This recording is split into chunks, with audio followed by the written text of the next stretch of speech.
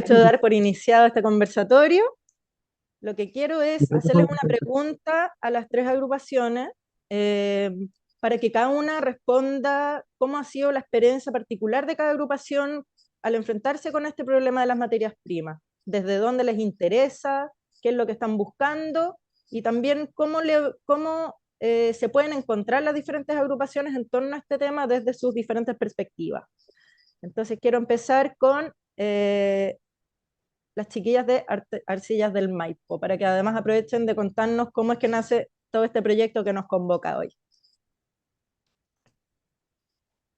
Vamos, estamos ahí cargando la presentación, que veníamos preparadas.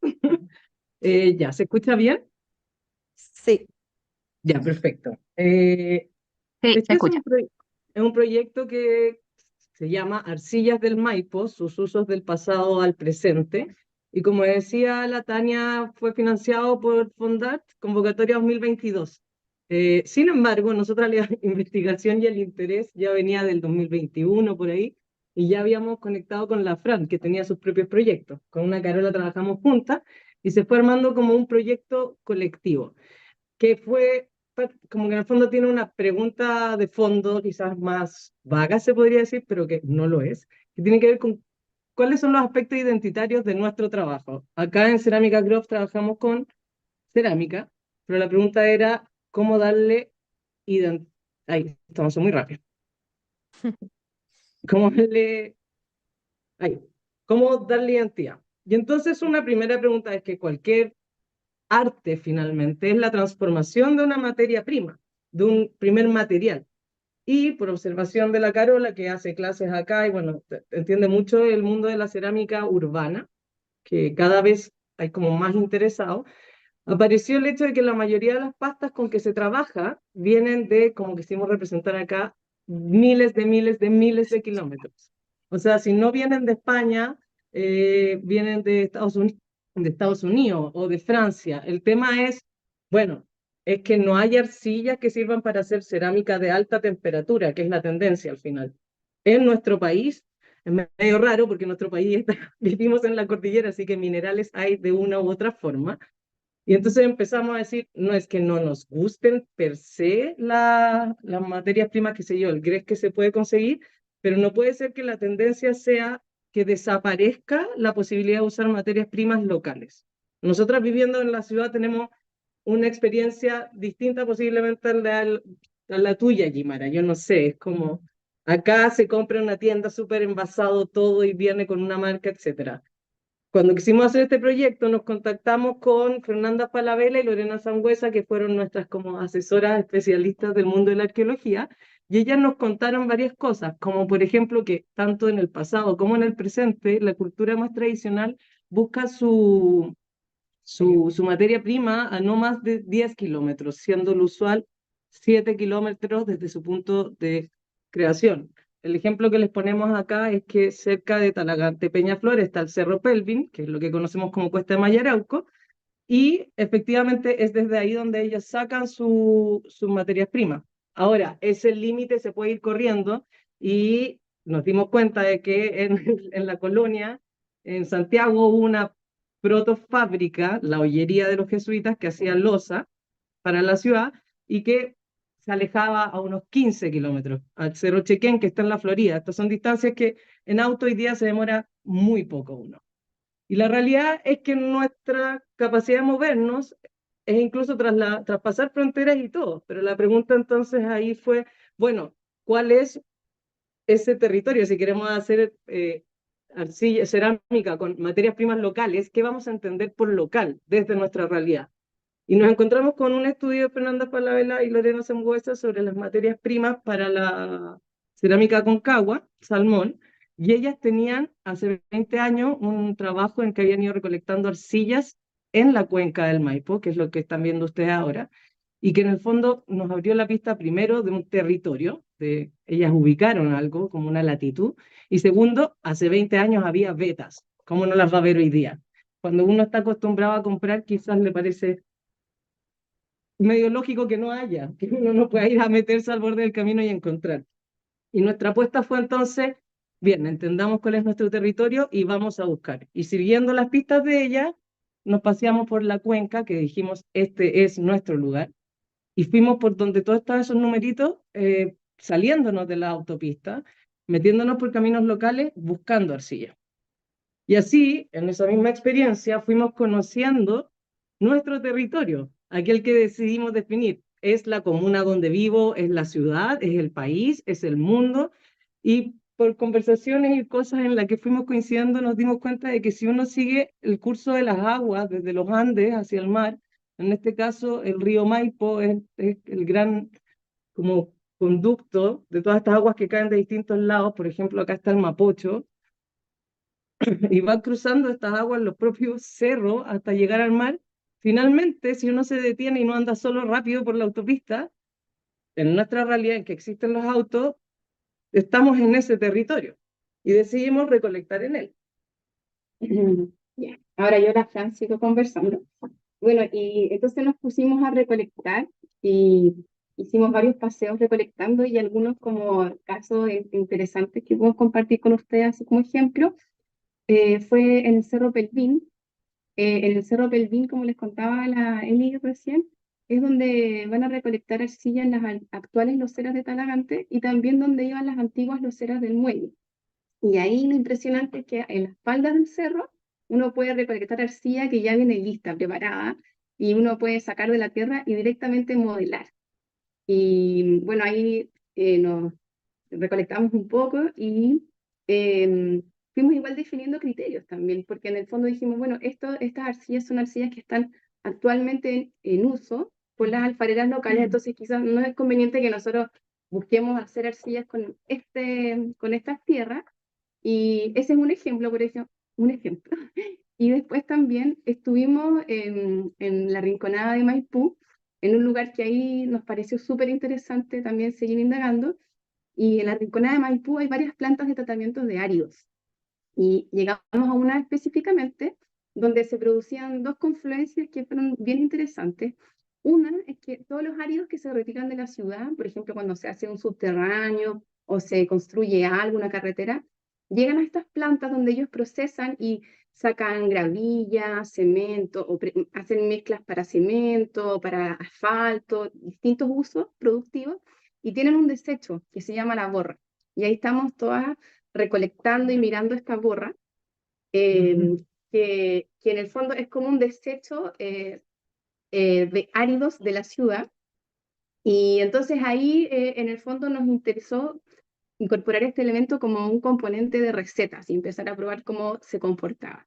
Y otro también que nos pareció súper interesante es que en esta misma planta de tratamientos de árido tenían como la responsabilidad de limpiar una represa que era donde el río Mapocho se acumulaban sus aguas para hacer un canal que se iba hacia el sector de María Pinto.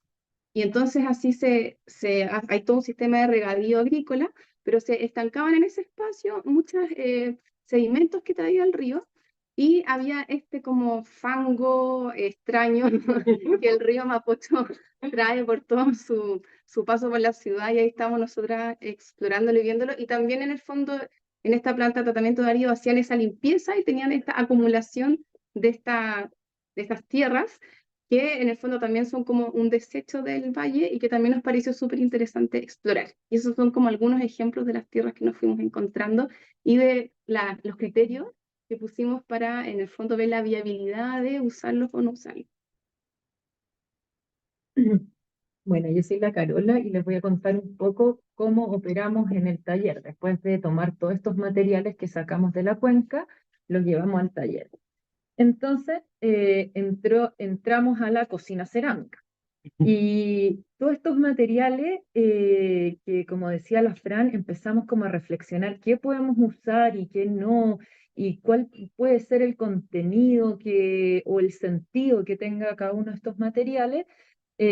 Bueno, los trajimos y empezamos a tratar de molerlos, tamizarlos, procesarlos, como con todas las teorías que entendemos de materiales para el uso de cerámica.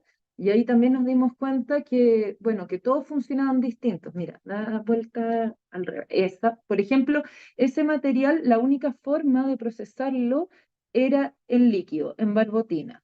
Pero después se secaba y quedaba súper duro y era muy importante usar un molino de bola para poder llegar a los polvos. Nosotros principalmente queríamos llegar a casi todos los materiales a un grano muy fino para poder utilizar.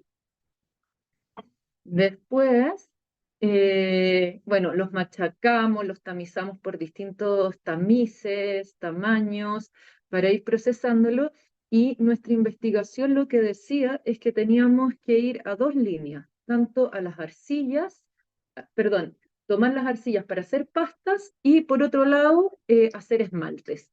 Entonces la primera prueba, después de todas las limpiezas y los tamizados, fue tomar el punto de fusión porque nosotros queríamos trabajar en altas temperaturas, entonces tomamos estos pocillitos, pusimos nuestros materiales y los cocimos a cono 7 más o menos. Y ahí vimos cuál se derretía y cuál se mantenía intacto. O sea, queríamos ver su punto de fusión para ver si lo íbamos a hacer tanto en arcillas o en esmalte o en qué proporciones lo íbamos a añadir en nuestras recetas. Y bueno, ahí comenzamos haciendo pastas y bueno, hicimos mezclas muy chiquititas de porcentajes para hacer unas primeras como teorías de mezcla y a ver si es que nuestra lógica de mezcla podía funcionar bien.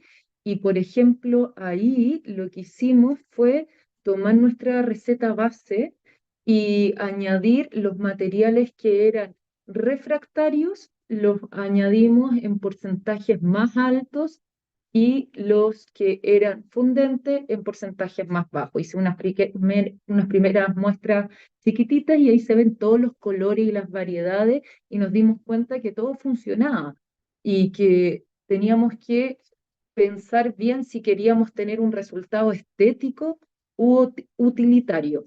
Entonces ahí también empezamos a tratar de guiar más la investigación y por otro lado también reflexionábamos sobre, teníamos que generar un método, algo que pudiéramos como registrar para poder repetir nuestra investigación. Entonces ahí nos empezamos a pensar bien cómo va a ser el método. Entonces después nuestro segundo método fue hacer binomios.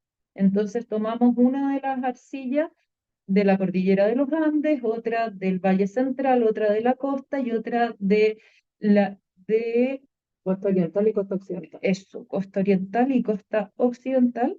Ahí están los 4. Y eso fue como el material que iba a representar cada uno de nuestros lugares de nuestra cuenca. Y entonces ahí están los 4 binomios y hicimos proporciones entonces como de 10% 90, 80, 20, 70, 30. Y si ustedes se fijan, las que eran más fundentes finalmente son las que están en la esquina derecha arriba superior y se ven que están completamente fundidas. Y por el contrario, las que eran más refractarias se mantuvieron mucho más firmes y se veían mucho más porosas. Y ahí también surgió la misma pregunta, como acá, por un lado, tiene que haber algo utilitario y tiene que haber algo estético, porque los coloridos que nos permiten o su fusión y su movimiento que nos daban estas mezclas eran bien interesantes. Así que ahí quedamos con las arcillas. Y después empezamos a investigar sobre los esmaltes. Y nuestra primera propuesta fue hacer un cuatriaxial donde hicimos muchas mezclas con 4 ingredientes. Fue con la arcilla recolectada de cada lugar, feldespato, cuarzo y caolín. Claro. Y caolín, sí. Y de ahí Sí, bueno, que está la arcilla del lugar igual que con las pastas exactamente. y los otros ingredientes en los que está acostumbrado a usar.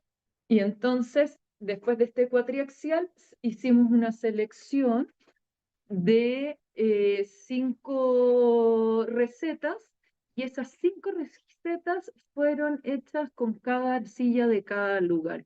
Y entonces empezamos a ver cómo se expresaban o cómo se manifestaban estos esmalte. Habían unos más fundentes, otros más secos, otros más claros, otros más café, otros más verdosos. Y también fuimos mezclando en distintas cantidades. O sea, partimos, por ejemplo, haciendo mezclas de 40 gramos, después de 50 gramos, después de 100 gramos, después de 200 gramos, y fuimos poniéndola en distintos tipos de superficie. Si se fijan, están las plaquitas, están los bowls para ver el movimiento del soporte o cómo se derrite, cómo se acopla, cómo se aconcha, no sé, en distintos tipos de capa. O sea, es todo un estudio de la manifestación del tratamiento superficial que estábamos aplicando. Y por último, escogimos de las 5 anteriores, escogimos una que la empezamos a colorear. Estas son las 4 escogidas de las distintas zonas, y después las coloreamos con óxidos metálicos colorantes como el cobalto, el hierro, el manganeso y el fierro y el rutilo, y los aplicamos en distintos porcentajes para ir viendo cómo se veía este color con esta base de esmalte. Y entonces volvimos a repetir la prueba de las distintas formas, soportes, cantidades, tamaños, que lo fuimos aplicando. Y eso es el resultado de esta investigación, como una primera etapa muy exploratoria y como muy básica, como que estamos recién como con resultados para empezar a proponer recién Claro. una propuesta creativa, ¿no? Sí, no sé cómo estamos de tiempo, pero queríamos cerrar con eso. Finalmente el juego, la propuesta que tenemos es crear conscientes de dónde estamos paradas, no solo culturalmente, sino que también entendiendo dónde ponemos nuestros pies más físicos. Entonces, las fotos que tenemos ahora es de dónde está la beta y lo que sale como resultado. Y acá se me escogió más trabajar con verdes los esmaltes, porque la arcilla en su momento, cuando se puso en la receta, mostró un verde y pensamos en cobre y una serie de cosas. O, por ejemplo, cuando estamos en En la voz. en el sedimento que arrastra el río, ahí se ve la boca toma, que es del río Mapocho, tiene un olor especial. Pero ¿cómo se expresa en esta pasta? El grés, por naturaleza, es una pasta de alta temperatura que es impermeable. Y en este caso, efectivamente, se hizo impermeable. El problema es que se fundía un poco, entonces las dos que tienen plato, claro, no eran útiles para trabajarlas de alguna manera. O está en el mismo lugar, la planta de ario, cuando sale el primer resultado, que es el que ven a la izquierda, parece casi como un cemento. Había otras soluciones en las recetas, pero dijimos que fuerte que los restos de las ciudades, las tierras que se hacen para cubrir de edificios este valle finalmente, nos entregue como resultado algo que se asemeja a las superficies de los cementos, y decidimos trabajar eso. O cuando fuimos a Tiltil, a las minas de Caolín, dijimos esto es lo nuestro, que Caolín va a soportar la alta temperatura, hicimos rápidamente una pasta con ella, pero no fue impermeable, habría que arreglar la receta. O Rungue, que es un estero que está seco y hay un embalse, entonces ahí se puede ver en el fondo cómo está rajado porque no tiene agua, y a mano derecha un pedazo de la greda que sacamos, y cuando lo pusimos como esmalte, en capas gruesas, resulta que se resquebraja igual que el suelo de una sequía. Entonces, ¿cómo no aprovechar eso? Y lo mismo cuando ya nos vamos al mar, que nos metemos por quebraditas chiquititas, está una arcilla, es una greda, pero que soporta súper bien la alta temperatura. La de la derecha, que está bien oscura, tiene, no sé, un 70-80% de la arcilla recolectada y da un color muy bonito. Y por otra parte, si uno lo lleva a un esmalte, lo que empezó a aparecer es que los esmaltes resultaron brillantes, así quizás como el brillo de la arena un poco. Y estaba ahí un poco, ¿cómo vas intencionando? ¿Cuáles son las decisiones que tomas a la hora de mirar desde dónde estás tomando el ingrediente, mirarte a ti, como cuál es la manera en que tú trabajas y cómo incorporas esto que se supone que viene de fuera, pero que es donde tú estás parado, y lo juntas con lo que hasta ahora has estado acostumbrada a hacer? Porque nosotras, insisto, venimos de la ciudad y lo que estamos acostumbradas a hacer es, es comprar las cosas listas, y una Carola que es ceramista y lo hace todo el tiempo, armar sus pastas, pero con arcilla y otros minerales que compra listos.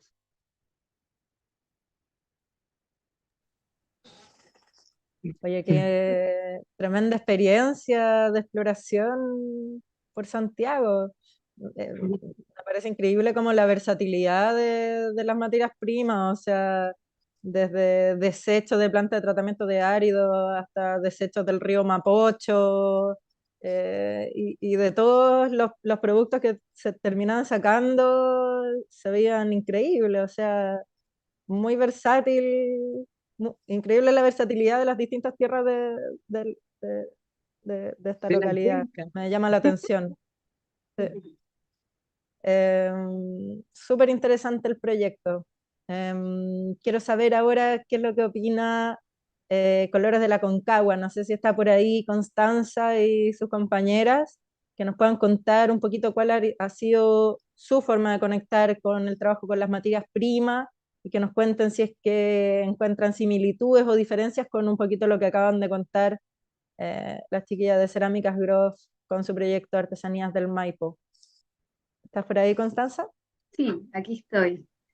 Uy, mucha inspiración, muy bello el proyecto. Gracias por compartirlo y por invitarnos también. Creo que hay muchos encuentros ahí por explorar y sería muy bonito intercambiar ahí experiencias.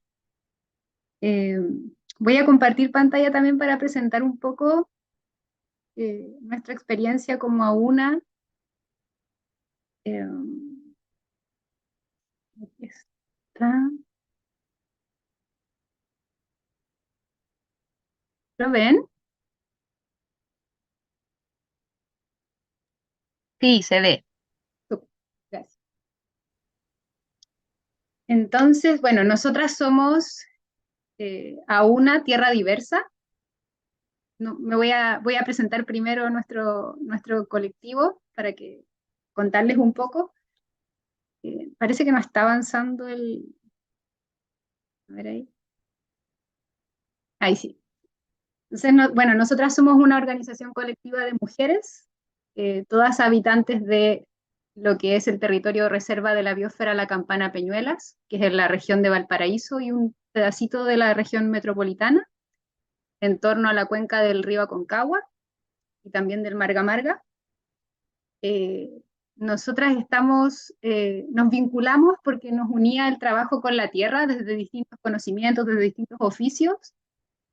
Todas veníamos trabajando con la tierra como material desde distintas perspectivas y así nos fuimos encontrando y bueno, como contaba un poco Belén al principio, empezamos a desarrollar proyectos juntas y lo que nos reúne es explorar el vínculo, bueno, con la tierra, cómo se vincula la naturaleza con la cultura y la creación principalmente. El primer proyecto, como les habíamos contado, surgió en el 2020. También empezamos con un financiamiento de Fondart con esta investigación que le llamamos Colores Minerales de la Concagua. Y en este proyecto nos dedicamos a investigar, el foco fue el color. Entonces, recolectamos tierras de colores para experimentar el uso de pigmentos del territorio. Y en este proyecto logramos recolectar alrededor de 60 colores distintos, pigmentos de tierra locales, y con esto fuimos experimentando distintas técnicas, distintos oficios. Entonces partimos muy similar a las chicas de Arcillas del Maipo haciendo recorridos por el territorio. También algo que nos mueve a todas y nos reúne es el vínculo y el cuidado del territorio. Nosotras trabajamos desde el concepto de lo que hemos llamado los oficios regenerativos, o sea, cómo a través de nuestro trabajo podemos contribuir a la regeneración del territorio. Entonces, bueno, en estos recorridos, que fue en torno principalmente al estero Limache o estero Pelumpén, y un poquito del río Aconcagua en la parte media, fuimos recorriendo cerros, valle, y encontrando estas distintas tierras de colores que luego procesamos para obtener pigmentos, que finalmente es como la parte más fina de estas tierras de colores, en términos bien simples. Y la primera área que exploramos fue la cerámica. Ahí Belén nos va a contar un poquito más en detalle. Bueno, dentro de los oficios, aquí Belén, yo tomé la cerámica junto con el apoyo también de Naikari, que estaba en el área pictórica, y hicimos de todas las tierras que recolectamos, que fueron alrededor de 65 tierras, seleccionamos 13, que son las que se ven en la foto, que por cantidad, primero, como el criterio de no generar un impacto en el lugar, sino que aprovechar bordes de camino y donde pudiésemos como poder sacar por lo menos un saco, fueron las que utilizamos para cerámica y arquitectura, y otras vetas muy pequeñitas donde había como mucha vegetación, bueno, y que podíamos generar un impacto en el lugar, sacábamos muy poquito y quedó solamente como dentro del catálogo o se utilizó en lo pictórico para hacer como la carta de colores. Entonces, la cerámica usamos estas 13 tierras y las probamos en el modelado. Me parece que está inestable internet, ¿se me escucha? ¿Sí? A veces se corta un poquito, pero se está escuchando súper bien. Ya. Bueno, y hicimos primero como la investigación del pasado cerámico del territorio, con la cerámica Bato, Yoyeo y Aconcagua, y luego entramos como en la parte ya de procesar las tierras y hicimos un proceso súper, eh, como llamarlo de alguna manera salvaje, así como simplemente sacábamos el material orgánico que tenía la tierra y lo hidratábamos y sacábamos las piedras grandes si es que había y elaboramos las pastas así, tal cual, no le adherimos nada. Fue la tierra directo en el fondo de la tierra a hacerse pasta. Hicimos probetas, como se ven en esas plaquitas, 4 iguales, para probar en distintos tipos de quema leña, quema gas en baja temperatura y en alta temperatura, y dejamos una prueba cruda para que se viera como el cambio en el color. La investigación principalmente también era como el trabajo en el color, como un tema identitario y probar cómo funcionaba con la alquimia del fuego, de la temperatura. Y también los probamos en el modelado, la resistencia al modelado, y hubieron varias tierras que al modelado eran un poco más complicadas, pero en las placas tratamos o sea, todas funcionaron, menos la blanca que se ve, que era como con más cuarzo y más dura, no se podía modelar. Eh, y bueno, y hicimos como esta carta de esas placas, como variaba el color en base sobre todo a la exposición a la temperatura, y hubieron varias que en la alta temperatura se fundían, entonces veíamos la posibilidad que tenían estas para ser utilizadas como esmalte. Fueron como 4 tierras, aquí hicimos como una presentación bien cortita como de los resultados. Y bueno, y fue súper eso, como lo mismo que sienten ahí las chicas de las arcillas del Maipo, que fue como un primer acercamiento a cómo se comportaban. Entonces, de ahí con muchas ganas de continuar quedamos después de esto. Y después, si quieres, tú, Connie, vas explicando las siguientes, después experimentamos con el textil. Dale, Connie. Bueno, sí, otra técnicas, oficios que fuimos experimentando era el área textil. Esto lo trabajó principalmente Pilar, que no se pudo conectar hoy día, pero conmigo un poquito en apoyo. Y fuimos experimentando las tierras, los colores, para teñido y pintura sobre fibras de lana, de oveja y tela de algodón, fibras de algodón.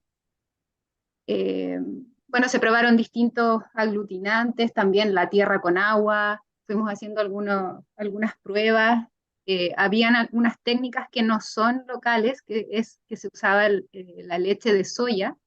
Nosotras quisimos explorar el uso de materiales que fueran más cercanos a nosotras y que no tuvieran impactos sociales y ambientales tan grandes como muchas veces lo tiene la industria de la soya. Y probamos con garbanzos, que tenía ciertas propiedades que podrían funcionar y funcionó bastante bien. También con la baba de tuna, que es algo bien común en la zona donde nosotras estamos. Luego también se hizo una investigación en el área de arquitectura, aplicado cómo estas tierras podían funcionar como un material para la bioconstrucción, para hacer revoques finos, adobes, trabajando también desde el color, también se experimentó, esto lo trabajó principalmente Carla, que lamentablemente tampoco pudo estar hoy día, la técnica del tapial, que es una técnica muy antigua, que todavía está muy viva en el Valle de la Concagua. Y además el área pictórica, cómo estos materiales podían servir como base para su uso en las artes gráficas, por ejemplo. Entonces aquí nuestras compañeras Naikari y Carla fueron experimentando cómo estos pigmentos podrían servir, por ejemplo, para crear acuarelas, para crear óleos, tizas, crayones, pasteles, y también para tinturar papel reciclado. Y en general todas estas tierras, estos pigmentos ya trabajados como pigmentos funcionaban muy bien. En algunos casos se crearon estos materiales con aglutinantes locales, por ejemplo la baba de tuna, en otros casos eran aglutinantes que venían de otros lugares, pero siempre el color era el color del territorio. Bueno, este proyecto terminó con un libro, y primero iba a ser un catálogo, pero finalmente en el entusiasmo y el encanto que estábamos teniendo con todo esto, terminó en un libro. También hicimos algunos talleres y exposiciones en centros culturales y museos de la región. Y luego comenzamos también un trabajo, un proyecto que se llama Red Colaborativa de la Lana, que ya se enfocaba netamente en el área textil. Fuimos trabajando lo que llamamos nosotras los oficios de la lana en la Reserva de la Biosfera La Campana Peñuelas. Esto está en Chile Central, que es como que un poco los oficios de la lana a veces están un poco invisibilizados o como que no existen, pero nosotras nos fuimos dando cuenta que era algo muy vivo, empezamos a contactarnos con artesanas, encontramos que había crianza de alpacas en Olmué, también en otros lugares de la región, todavía artesanas que tenían ovejas, crianza de ovejas, y por ahí está María José, que nos puede contar un poquito más en detalle sobre este proyecto y el vínculo también con la Reserva de la Biosfera. Gracias, Connie. Hola a todas. ¿Me escuchó? ¿Sí? Sí, te Bueno, escuchas dando lo que nos contaba Connie, el proyecto de la Red Colaborativa de la Lana nace como una invitación a generar economías creativas dentro del territorio, estableciendo redes de colaboración y entendiendo también el textil desde su analogía de que el territorio es una trama viva, desde sus cauces de agua, desde los cordones biológicos, los cordones montañosos.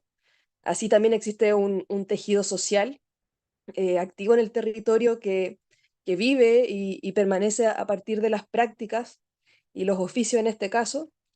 Y bueno, ese fue también el desafío y la invitación de juntarnos, grupos de mujeres de distintas edades, a conocer este proceso y poder identificarlo desde su origen, desde el arraigo que tiene en el territorio, emplazándonos en la Reserva de Biosfera La Campana Peñuelas, entendiendo que es un territorio de alto valor biocultural. Y bueno, el desafío fue también entender el proceso previo a la creación, entendiendo el ovillo de lana como una semilla creativa y cómo a partir de la crianza, el arraigo con los animales, la interacción con estos otros seres en un territorio común, y a partir de todas las etapas, la limpieza, la esquila, el hilado de la lana, el teñido, también entendiendo el color del bosque esclerófilo como un lenguaje propio del territorio, que nos entrega señas a partir de su ciclicidad. No es lo mismo recolectar en luna llena, luna menguante o en otoño, primavera, verano, y cómo esto aparecía una paleta de colores que posteriormente le daba vida a una creación. Estuvimos trabajando el 2021, también fue un fondo a través de un fondar, donde nos autoconvocamos mujeres de todo el valle, del Valle de la Concagua y Valle de Marga Marga, a encontrarnos en distintas dinámicas que tuvo etapas formativas, de difusión, de reactivación y establecer vínculos en torno al oficio, también reconstruyendo esta trama social que de repente se ve un poco debilitada y activando economías creativas que pusieran en valor y reivindicaran los oficios ancestrales del territorio. Bueno, hicimos un encuentro, el encuentro de oficios de la lana, que fue en Limache, en donde pudimos poner en práctica toda la teoría que señalábamos y que, bueno, fue súper fructífero. Nació también del proyecto paneles informativos del proceso productivo de la lana en cada una de sus etapas, que es un dispositivo pedagógico de información, también reivindicando el oficio, porque también dentro de las charlas, las conversaciones que teníamos con las tejedoras, todas señalaban el conflicto que significaba dentro de este modelo económico poder subsistir a partir de su oficio, ¿sí? Y que este fuera valorado. Entonces, uno de los objetivos también fue romper con estas lógicas del regateo y no poner en valor los haceres de manufactura y de materias primas locales. Dentro del proceso también estuvimos en conversatorio, exposición en distintos lugares. Ahí las imágenes, estábamos en el Parque Cultural. También fuimos a escuela en San Pedro, una escuela que aplica la metodología Waldorf en Sename, en donde los niños ya trabajaban fehacientemente con la práctica cotidiana del oficio. Hicimos una exposición también en el Museo de la Ligua, junto ahí a las compañeras de Colores de la Concagua y de Creatierra, que es el proyecto que viene ahora. Y esto, Se me esto pasó lo la- vamos, sí, perdón, lo vamos a pasar bien cortito, pero más que nada este fue un proyecto que creamos para traspasar todas estas experiencias de trabajo con tierras y con fibras textiles y colores locales a la niñez. Fue creado para ser utilizado en las escuelas. Fue un piloto en realidad. Y finalmente surgió la necesidad de continuar con el proyecto de Colores de la Concagua, con todo lo que habíamos aprendido del potencial que tenían estos materiales, pero ahora poder aplicarlos y dedicarle la energía y el tiempo a la creación. Entonces ahí Paz les va a contar un poquito, brevemente porque estamos un poquito apretados de tiempo. Sí. Gracias por la Gracias invitación. por el tiempo. Pido ahí que Ajá, lo cuentes cortito, para que pueda tener tiempo Jimar. sí. Bueno, contarles que fue abrazar todos los proyectos que ya veníamos trabajando y sumarle la coordenada de cuerpo-territorio, ¿no? De cómo aparecían nuestros cuerpos como colectividad dentro de este territorio de la Concagua, de Reserva de la Biosfera. Entonces nos articulamos en base a esta pregunta, gran pregunta, ¿no? De qué pasa cuando ponemos el agua y la tierra al centro, para poder articular todas estas reflexiones en torno al amor y la práctica de los oficios, a la persistencia, pero también las amenazas que hay en el lugar a lo largo de la cuenca, como la megaminería, los monocultivos, ¿no? La industria, la refinería en la desembocadura. Entonces, articulamos desde el hacer creativo, desde las artes visuales, ¿no? Y también de poner el cuerpo a través de acciones que para nosotras fueron acciones, ofrendas o rituales para la misma cuenca y la vida del río. Entonces, bueno, nuevamente trabajamos en base a estos 4 oficios. Acá lo pictórico se trabajó en base a la creación de papel reciclado. Además de pigmentarlo, se le agregaron semillas de plantas nativas con la idea de estos oficios regenerativos y de poner el cuerpo y el territorio como partes del soporte para pintar, como son las imágenes de abajo. ¿Sigue la siguiente? En cerámica trabajamos también con la idea de cuerpo-territorio a través de el uso de la huella o el calce de los mismos cuerpos, cómo podían aparecer nuevas geografías a través de las formas, pero también de imprimir tanto las texturas como el diálogo, como se ve en la foto de la esquina abajo, de cómo podíamos poner la arcilla como un espacio dialogante o que quedara como la huella de ese diálogo entre nuestros cuerpos con la roca, las plantas, otros seres que habitan el territorio y también estas rocas sonoras que les llamamos así, que era un poco tomar esta práctica antigua de dialogar a través de los instrumentos sonoros con los espíritus del río. Entonces hicimos, bueno, 111 rocas sonoras para poder convocar y llamar también a que el río siguiera corriendo, ¿no? Y dale nomás, Connie. El textil trabajamos, además de las fibras vegetales, o sea, además de las fibras animales, se trabajó con las fibras vegetales. Como se ve ahí en las imágenes, fue recolección de las distintas fibras a lo largo de la cuenca. Y al igual que ya se venía trabajando, no solamente poder teñir las fibras animales y vegetales, sino que también pintar, y también se hicieron pruebas de estampado, como se ven los triángulos de abajo, y algunas técnicas como stencil y pintado directo no con pincel. Y lo último, arquitectura. Bueno, arquitectura y textil se trabajaron en conjunto, y el textil se pensó, como se ve la imagen de la izquierda arriba, se generaron unos paneles que fueran soporte del diálogo de los distintos oficios, y se pensó en la arquitectura desde la posibilidad de la construcción, de la bioconstrucción, como lo vemos en el territorio de La Quincha, que tiene, además de tierra, el relleno con fibras. Entonces ahí se generó este diálogo, como se ve en la imagen de la mano poniendo un revoque. Entonces se hicieron soportes textiles mezclados con fibras vegetales y luego revocados. Y además también algunos adobes. Y por último, imágenes solamente de las distintas, bueno, la exposición y el montaje, que llevaba un poco la reunión de todo esto que hicimos, y por último unas fotos de las acciones que hicimos en la desembocadura y en la naciente del río Aconcagua. Eso sería nuestra presentación, ahí está nuestro contacto.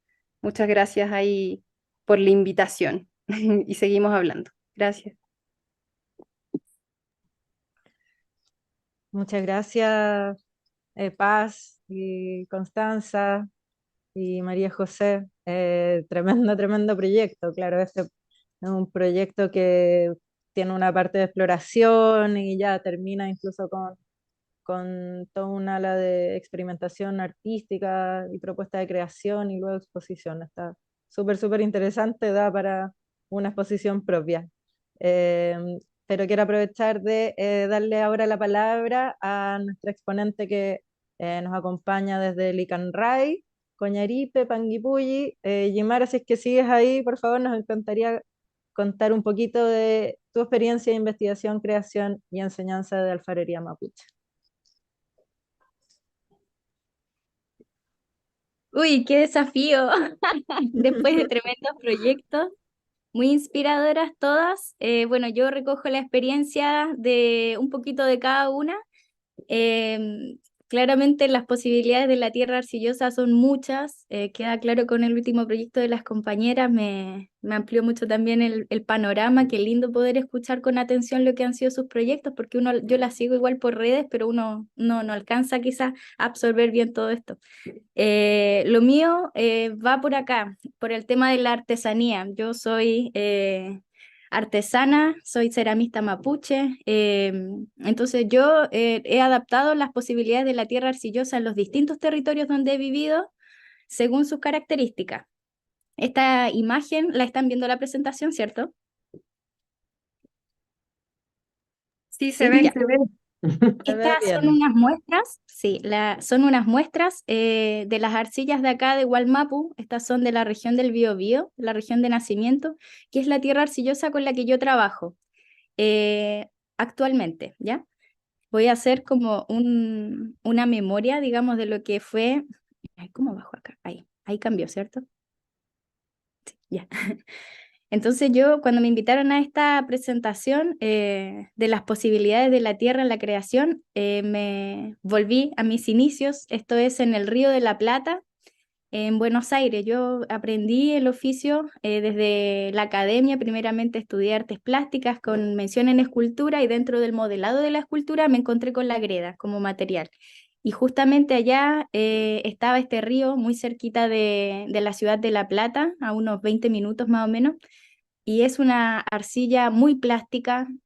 Para quienes nos escuchan y no saben qué es plástica, es que tú la sacas y modelas, haces al tiro una pieza, no hay que agregarle nada, solo la tienes que limpiar un poquito de las raíces y piedritas, pero ya viene hidratada. Entonces, en la tradición de la alfarería mapuche, cuando uno va a extraer, hace una ofrenda, hace un cuyito. Entonces, en las raíces de estos árboles que se ven aquí, dejábamos lanitas de colores y yerba mate o alguna cosita, como para también pedir que nos vaya bien en el trabajo y bajo los mismos criterios que mencionaban las compañeras, como recolectar lo que voy a utilizar. Entonces ahí nos llevábamos unos baldes y con eso desarrollé mi producción, con la cual yo podía vender en ferias artesanales, y desarrollé mi trabajo de producción de alfarería.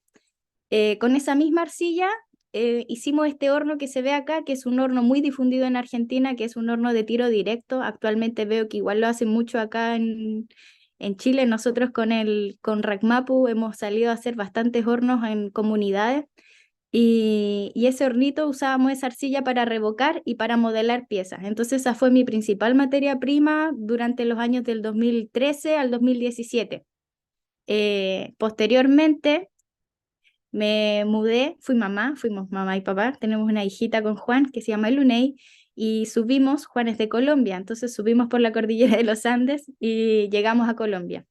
Estas son unas pruebas de tierras arcillosas ya horneadas. Estas tierritas, yo en esta segunda etapa, digamos, de mi ser alfarera, quedé en el ítem de la experimentación, así como ustedes mencionaban, como que uno llega a experimentar, a probar, y ya tengo las muestras, y ahora ¿qué sigue?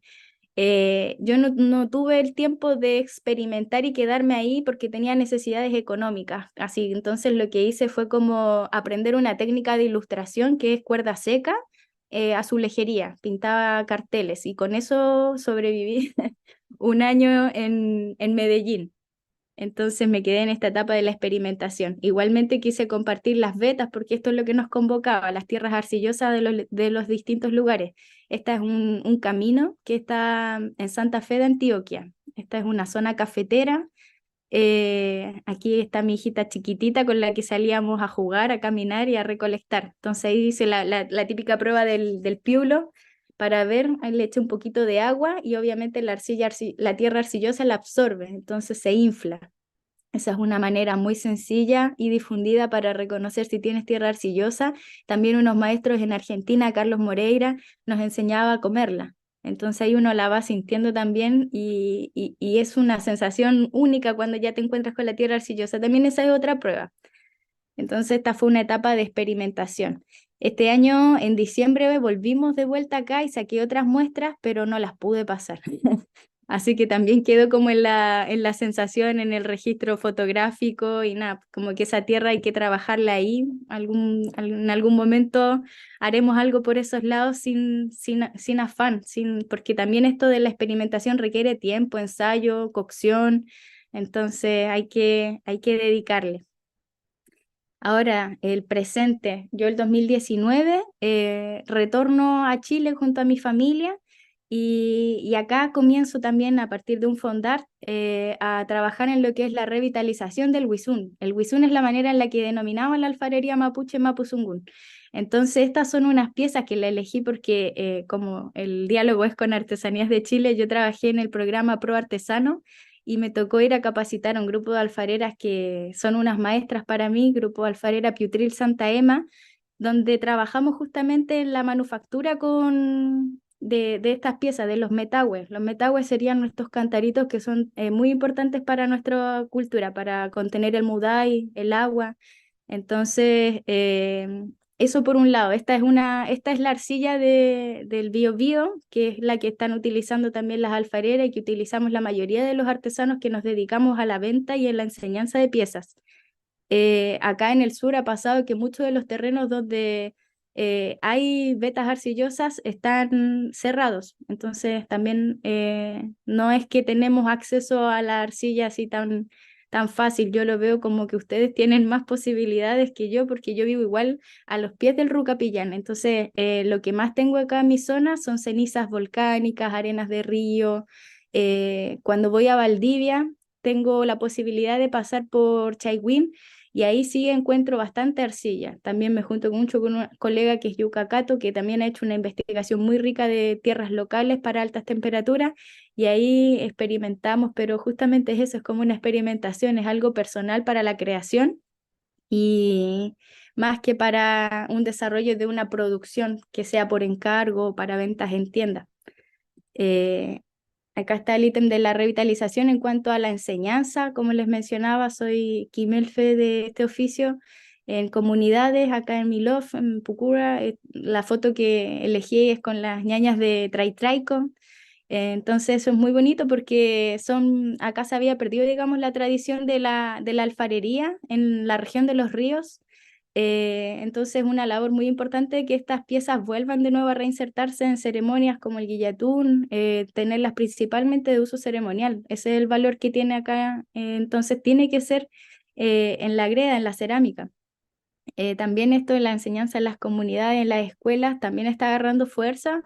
Yo creo que de pronto se idealiza un poco de que por el tema de la interculturalidad ya está dado, no es así, todavía no tenemos el lugar que merecemos dentro de la enseñanza de la educación formal y eso es algo que también es como un desafío, como poder de vuelta transmitir estos oficios en la escuela de una buena manera, porque muchas veces, no sé si que les ha pasado, pero que se enseña y las profesoras los mandan de vuelta cuando ya está seco o lo pintan con témpera. Entonces eso también ha hecho como un poquito un vacío de los procesos de cocción. Ese es el principal bache que hay aquí en el sur en las prácticas de la alfarería que se rompen en el momento de la cochura.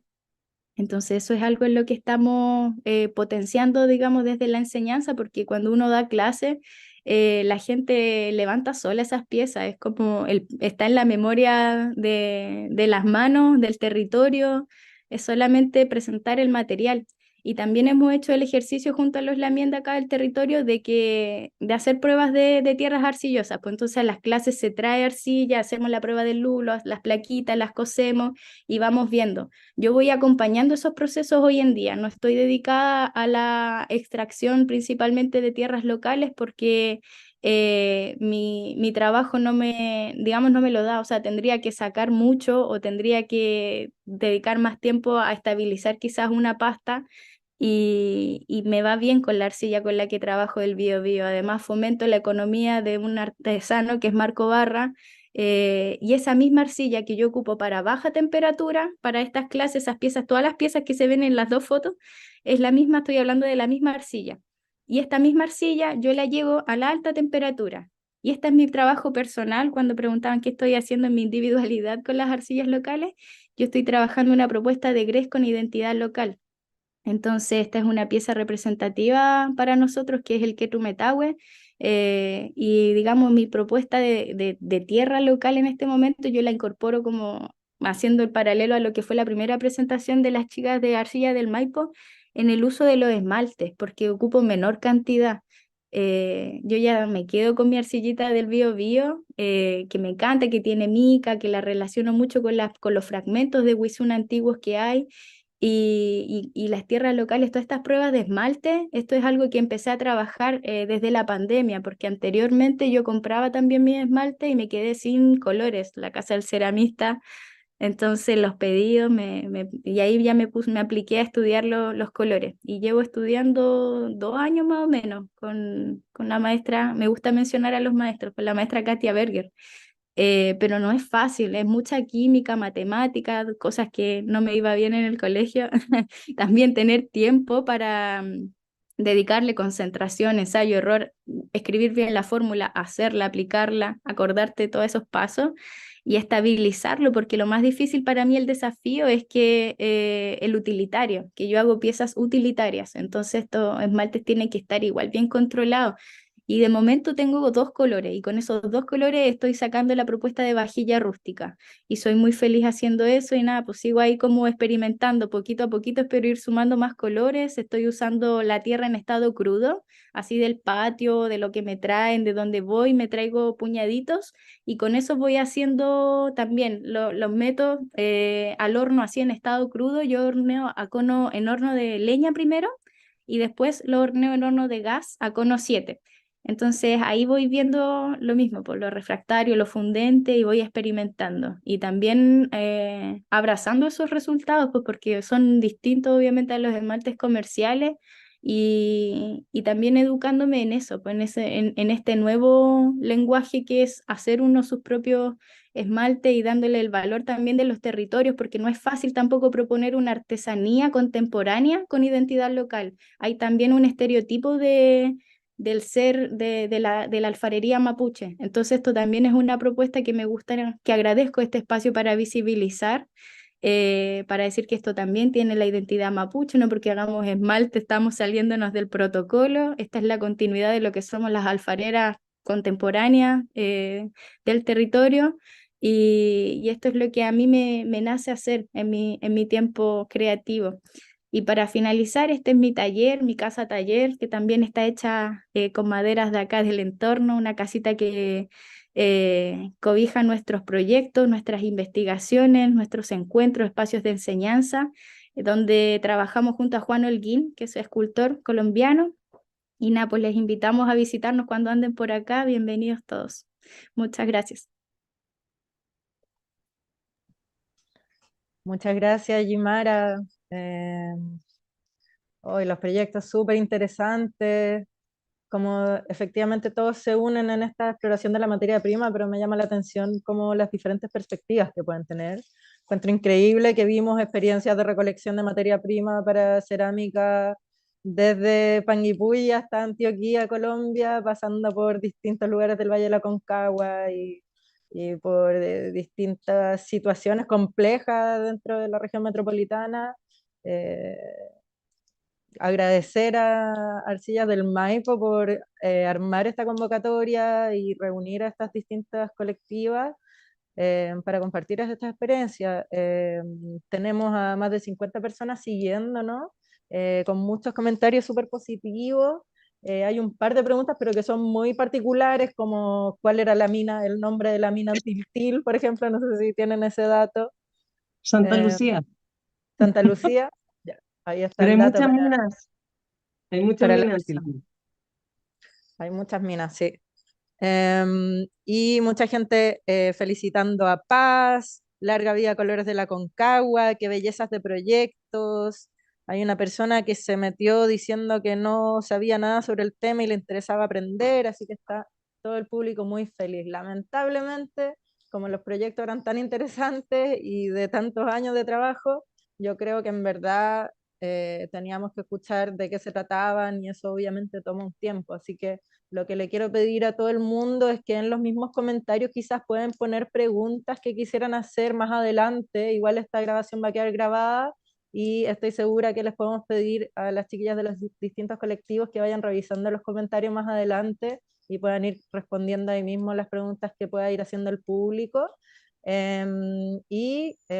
Quizás preguntarnos la posibilidad de hacer otras instancias de este tipo más adelante, ya donde pueda haber espacio para conversatorios y discusión.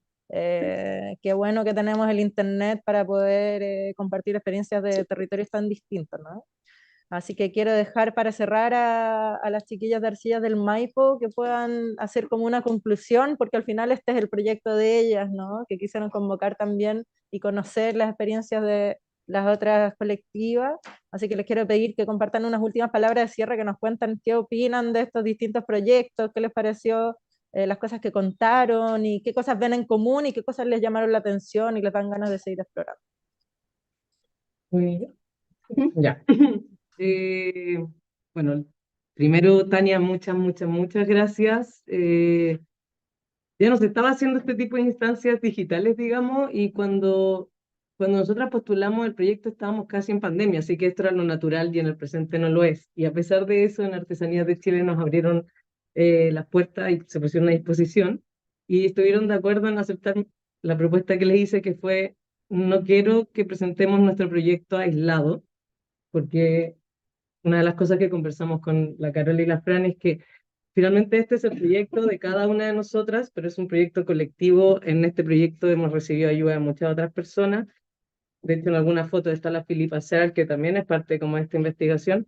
Y finalmente creemos que el valor de lo que estamos haciendo, saliendo de los proyectos personales, como de la figura de este artista, es entender que somos parte de una sociedad y vemos tendencias y vemos otras personas que están haciendo lo mismo, y las redes sociales son magníficas para enterarse Sin embargo, no sé si son espacios tan fluidos para relacionarse. Y entonces cuando tocaba hacer esta parte, proyecto fundar, campaña, difusión, consideramos y estuvimos todas de acuerdo de que lo que más quizás puede aportar era empezar a armar instancias de diálogo, de intercambio de experiencias, de aprender una del otro.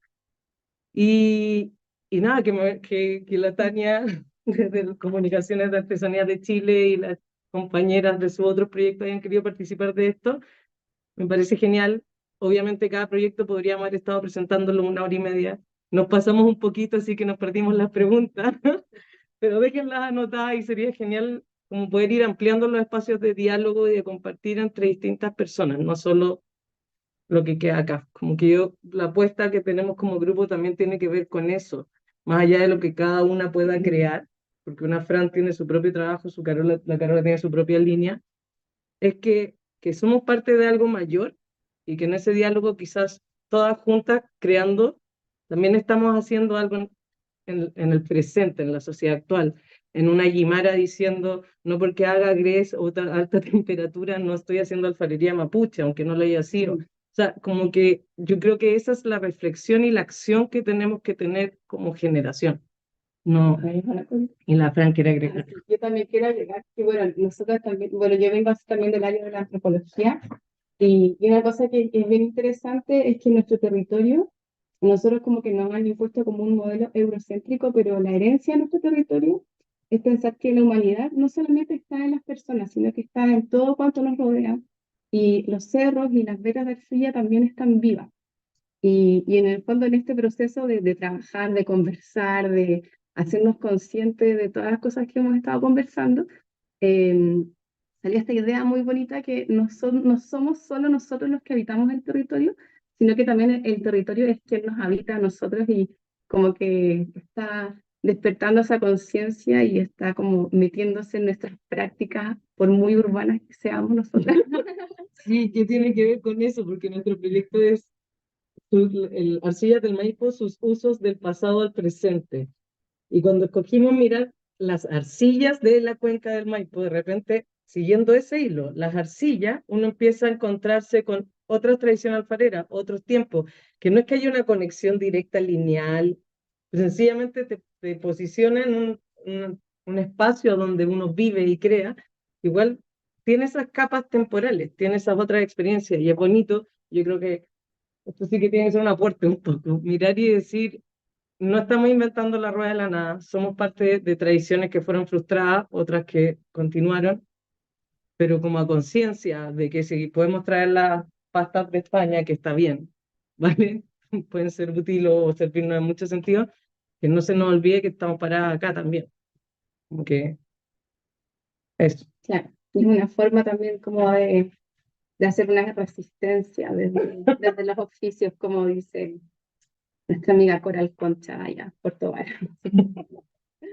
Así que eso, no sé si las otras colegas quieren decir algo, o si Carlos, ¿tú quieres decir algo?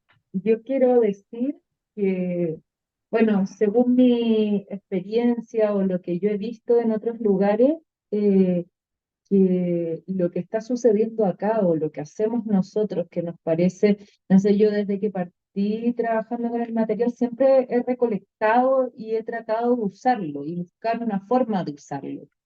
Y creo que eso es parte de nuestras características latinoamericanas, en que nos sentimos felices de poder hacerlo, de buscar nuestra identidad, de tratar de entender cómo ha sido nuestra cultura. Y a raíz de eso estamos generando un trabajo muy bello y muy propio de nuestro lugar. Y creo que no en todos los lugares hacen lo mismo. Esto es muy de acá. Así que creo que hay unas excelentes propuestas que van a salir y que hay mucha gente trabajando con lo mismo. Así que me encanta poder desarrollarlo así y también hacer contactos para enriquecer esto.